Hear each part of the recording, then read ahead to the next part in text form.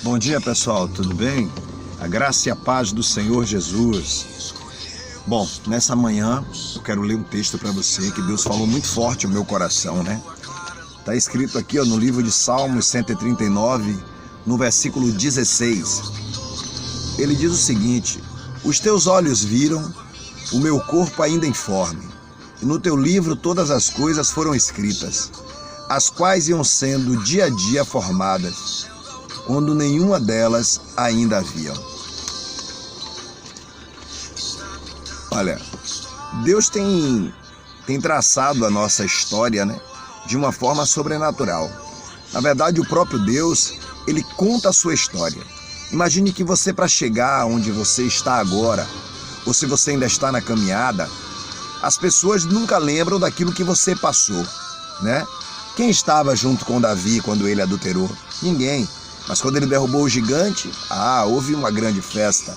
Quem estava com Moisés quando ele matou o egípcio e se tornou um assassino?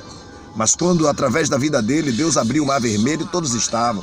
Quem estava com Paulo quando tantos assassinatos foram cometidos dos evangélicos, dos crentes, por conta de professar Jesus, e depois Paulo se torna um dos homens que mais evangelizou no mundo, e tanto que a maioria dos livros do Novo Testamento foram escritos por ele. Amado, é muito difícil você esperar ajuda e companhia no seu momento de dificuldade, porque só existe um que não te abandona nessa hora, só Deus. Deus está lá, colhendo as suas lágrimas, tentando levantar você quando você cai, tentando te animar, sempre usando alguém com uma palavra de ânimo, mas é Deus que faz isso. Você precisa entender, prestar atenção, ouvir a voz de Deus, porque Deus, apesar da sua queda, apesar da sua dificuldade, Ele está escrevendo a sua história. Eu tenho uma experiência com essa questão de escrever a história, né? A gente está porque ninguém está com você no momento que você está na situação difícil, e elas não compreendem que quem é você?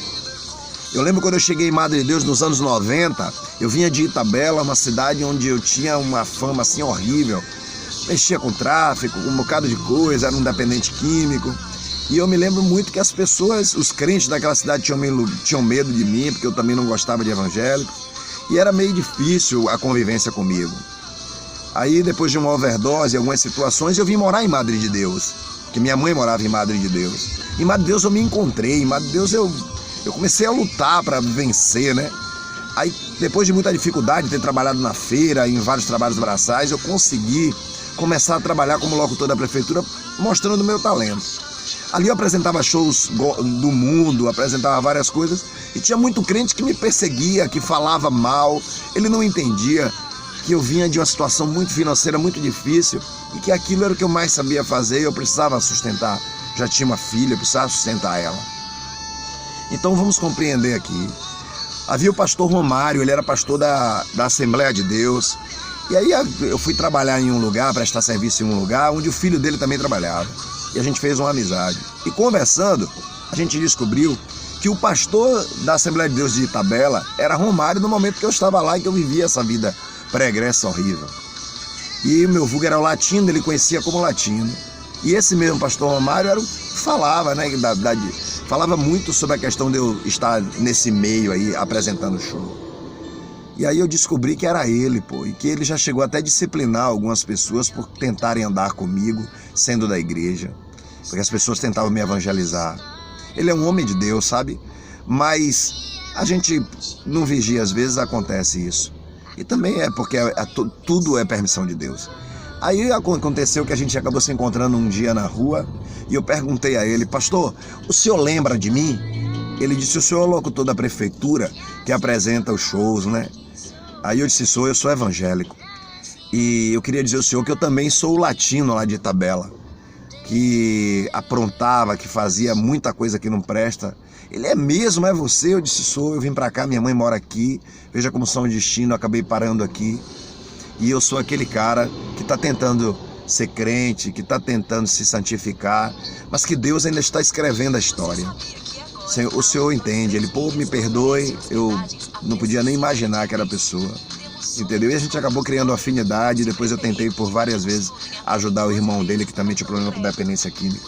Deus traça a nossa história, meu irmão. As pessoas às vezes não compreendem, não entendem que você tem que passar por uma situação difícil, situação de dificuldade, e às vezes uma situação até que é difícil o crente ou a humanidade compreender. Mas Deus não para de escrever a sua história. Ninguém, absolutamente ninguém vai entender isso. É muito difícil que as pessoas estejam lá com você. Quem critica o seu passado jamais vai compreender que é Deus que está escrevendo a sua história, mesmo o passado sendo difícil. Entenda isso. Olhe as pessoas com os bons olhos. Entendeu? Perceba que Deus está escrevendo a história dela, porque onde abundou o pecado, vai superabundar a graça. Está escrito na palavra. Tenha um bom dia, que Deus abençoe você e inscreva-se no nosso canal.